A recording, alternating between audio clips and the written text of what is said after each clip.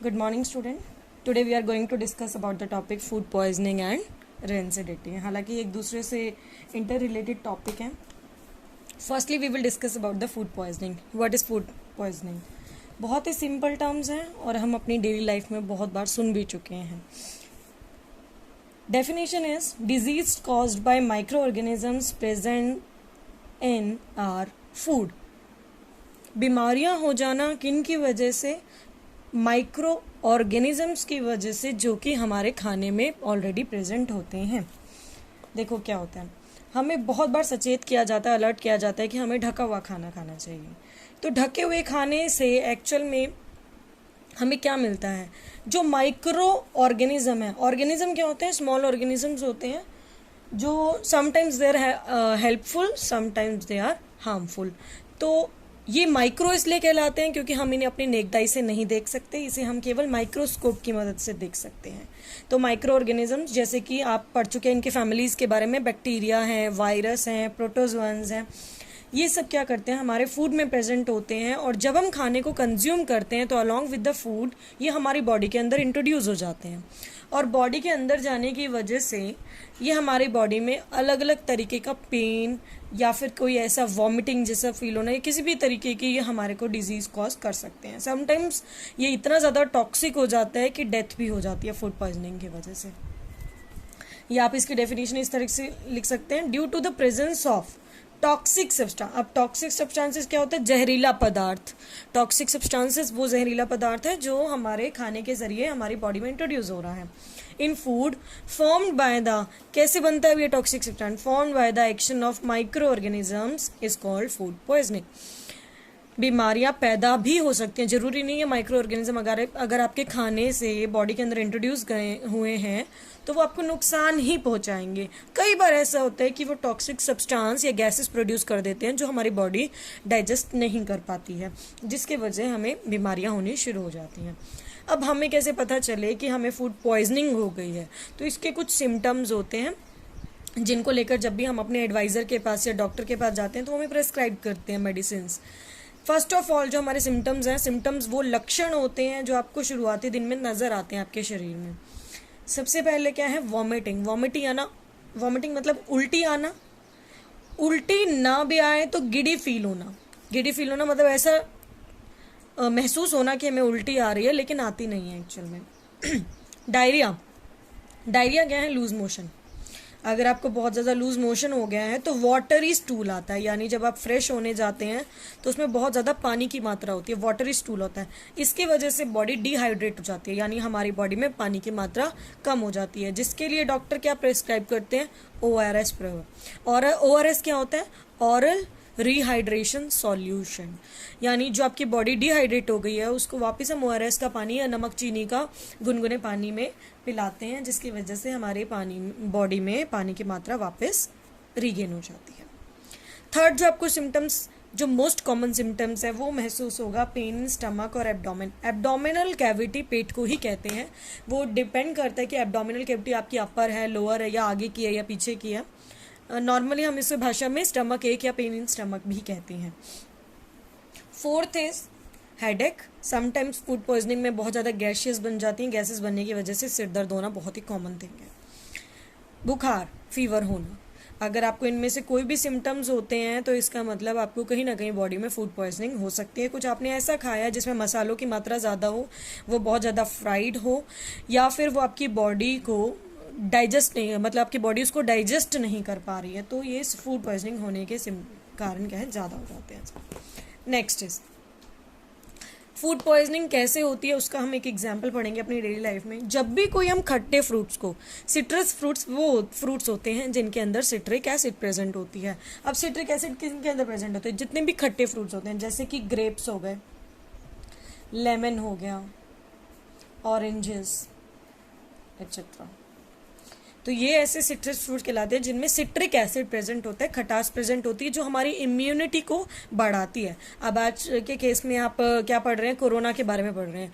तो कोरोना में आपको जो जितने भी आपके WHO के ऑफिसर्स हैं या जो भी डॉक्टर्स हैं वो आपको क्या प्रिस्क्राइब कर रहे हैं, आप इम्यूनिटी गेन हो सके ऐसे फ्रूट्स का कंजप्शन ज़्यादा कीजिए। तो इम्यूनिटी हमारे बढ़ाने वाले फूड क्या है, एक तो सबसे बड़ा होल फूड हमारा मिल्क हो गया, स्पिनच हो गई, और वहीं पर हम सिट्रस फ्रूट्स के बारे में पढ़ते हैं जो खट्टे फ्रूट होते हैं, जो हमारी इम्यूनिटी को विटामिन सी प्रोवाइड करके एक स्ट्रेंथ देते हैं। अपने टॉपिक पे वापस आते हैं। सिट्रस फ्रूट्स, पिकल्स जिसे हम अचार कहते हैं, कर्ड यानी जिसे हम दही कहते हैं। अगर आप इन खट्टे पदार्थों को, अचार को, दही को किसी भी मेटल के कंटेनर में रखते हैं, स्पेशली कॉपर, तांबे के बर्तन में रख देते हैं या फिर लोहे के में रख देते हैं, तो क्या होता है, इसके अंदर जो एसिड प्रेजेंट है वो खटास बर्तन से यानी मेटल से रिएक्ट कर जाती है, रिएक्शन होती है, और वो रिएक्शन इतनी हार्मफुल होती है कि वो टॉक्सिक गैसेस को रिलीज करने का काम करती है। जब भी हमने केमिकल प्रॉपर्टीज में ऑलरेडी ये डिस्कस कर लिया कि whenever a metal react with an acid it produces hydrogen gas and hydrogen gas is toxic for our body. ये जहरीला पदार्थ के रूप में काम करती है, जिसकी वजह से फूड पॉइजनिंग होना बहुत ही कॉमन थिंग है। तो ये था हमारा नॉर्मल कॉन्सेप्ट फूड पॉइजनिंग का। इसमें डॉक्टर हमें एंटीबायोटिक्स और बहुत सारी मेडिसिन प्रोस्क्राइब करते हैं, प्लस में हमारे फूड का कंजप्शन कुछ इस तरीके से बताते हैं कि जिससे हमारी जो पानी की मात्रा है वो रिहाइड्रेट हो सके, ऐसे फ्रूट्स का कंजप्शन हो जिसमें ज़्यादा पानी हो। रेंसिडिटी पे आते हैं। Rancidity is also known as the oxidation of food. अब यहाँ से आपको आधी चीज पता चल गई, ऑक्सीडेशन यानी ऑक्सीजन कंबाइन कर रही है हमारे खाने के साथ। तो रेंसिडिटी क्या होती है, ऐसा फूड, ऐसा खाने का पदार्थ जिसमें फैट्स प्रेजेंट हो। अब आपको कैसे पता है उसमें फैट प्रेजेंट है, देखो या तो वो घी से बना होगा या उसमें ऑयल की मात्रा ज़्यादा होगी, इन्हें फैट्स कहते हैं साइंस की लैंग्वेज में।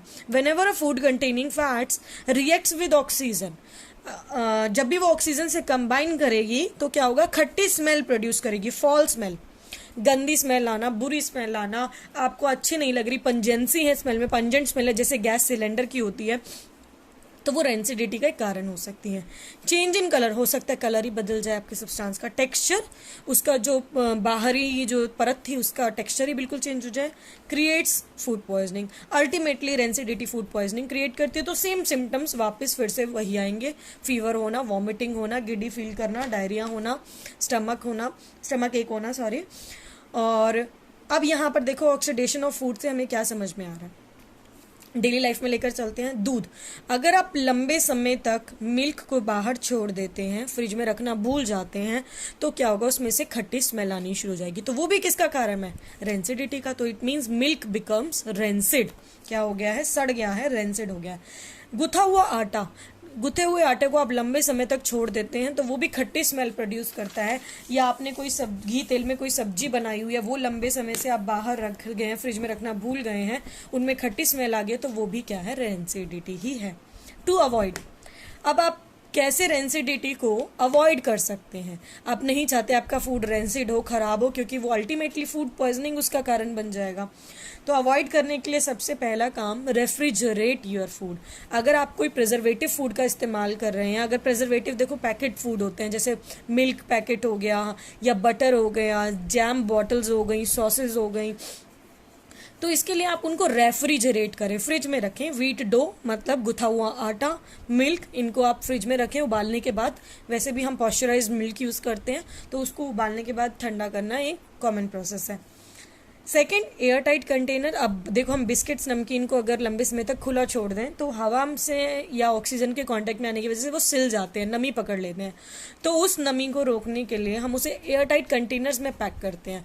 कुछ हमारे घर में इस तरीके से कंटेनर होते हैं जिसमें से हवा अंदर पास नहीं हो पाती है, वैक्यूम क्रिएट कर लेते हैं, जिसकी वजह से वो कभी सड़ते नहीं है या सिलते नहीं हैं। तीसरा, अगर हम केमिकल की बात करें तो प्रिजर्वेटिव, जितने भी हम प्रिजर्वेटिव इस्तेमाल करते हैं, जैम की बोतल, सॉस की बोतल हो गई, ब्रेड हो गई, ये प्रिजर्वेटिव कहलाते हैं, जिन्हें हम लंबे समय तक प्रिजर्व करके रख सकते हैं, पेरिशेबल फूड्स। तो इसमें हम एंटीऑक्सीडेंट्स, कुछ केमिकल्स का इस्तेमाल कर सकते हैं, जिनमें से दो केमिकल्स के मैं आपको नाम बता रही हूँ, it is BHA and BHT।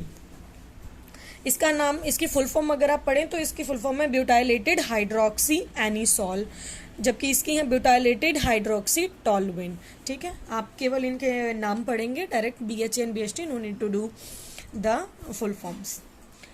Fourth is use antioxidant gases. अब बहुत सी एंटीऑक्सीडेंट गैसेस का भी इस्तेमाल होता है, जो सबसे मोस्ट कॉमन हमारे केस में नाइट्रोजन है। आप जितने भी चिप्स के पैकेट्स खोलते हैं उनमें से गैस रिलीज होती है, आप देखो उसमें गैस ज्यादा होती है और चिप्स कम होते हैं, तो एक्चुअल में वो जो गैस है वो नाइट्रोजन है। और नाइट्रोजन गैस का काम क्या होता है? टू प्रिवेंट मतलब रोकना, किसे? टू प्रिवेंट द ऑक्सीडेशन, यानी उसके अंदर रखा हुआ जितना भी फूड है वो ऑक्सीडाइज ना हो पाए, इसलिए हम उसमें नाइट्रोजन गैस फिल करते हैं। अगर आप कोल्ड ड्रिंक बॉटल्स की बात करें, जो सॉफ्ट ड्रिंक्स होती है उसमें कार्बन डाइऑक्साइड गैस होती है, ऐसी सोडा वाटर में भी गैस प्रेजेंट होती है, CO2। तो ये गैसेस का काम क्या होता है? Mainly to prevent the oxidation, food rancid ना हो, लंबे समय तक उसे प्रिजर्व कर सके, इसके लिए हम कुछ केमिकल्स का या कुछ इन मेथड्स का इस्तेमाल करते हैं।